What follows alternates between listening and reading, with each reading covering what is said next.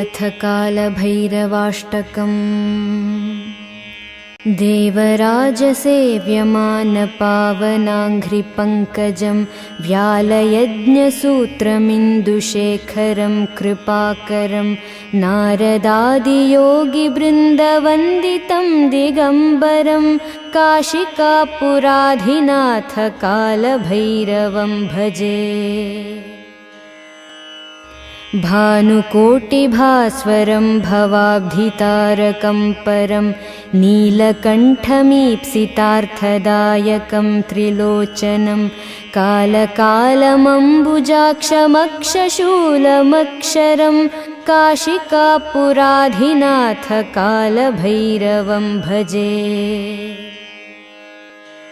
शूलटङ्कपाशदण्डपाणिमादिकारणं श्यामकायमादिदेवमक्षरं निरामयं भीमविक्रमं प्रभुं विचित्रताण्डवप्रियं काशिकापुराधिनाथ कालभैरवं भजे।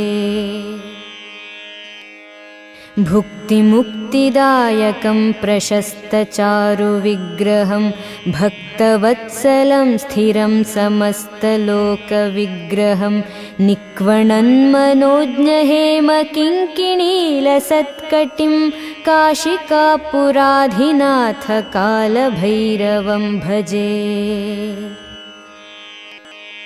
धर्मसेतुपालकं त्वधर्ममार्गनाशकं कर्मपाशमोचकं सुशर्मदायकं विभुं स्वर्णवर्णकेशपाशशोभिताङ्गनिर्मलं काशिकापुराधिनाथ कालभैरवं भजे। रत्नपादुकाप्रभाभिरामपादयुग्मकं नित्यमद्वितीयमिष्टदैवतं निरञ्जनं मृत्युदर्पनाशनं करालदंष्ट्रभूषणं काशिकापुराधिनाथ कालभैरवं भजे। अट्टहासभिन्नपद्मजाण्डकोशसन्ततिं दृष्टिपातनष्टपापजालमुग्रशासनम् अष्टसिद्धिदायकं कपालमालिकाधरं काशिकापुराधिनाथ कालभैरवं भजे। भूतसङ्घनायकं विशालकीर्तिदायकं काशीवासिलोकपुण्यपापशोधकं विभुं नीतिमार्गकोविदं पुरातनं जगत्पतिं काशिकापुराधिनाथ कालभैरवं भजे।